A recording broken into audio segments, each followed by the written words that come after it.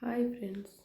మన అనేవారికి మనం అనుకునేవారికి తేడా. మన అనేవారు మనం చిన్న తప్పు చేసినా భరిస్తారు, కానీ మనం అనుకునేవారు మాత్రం నువ్వు చేసిన తప్పు పదే పదే గుర్తు చేసి నిన్ను మళ్ళీ మళ్ళీ బాధపడేలా చేస్తారు.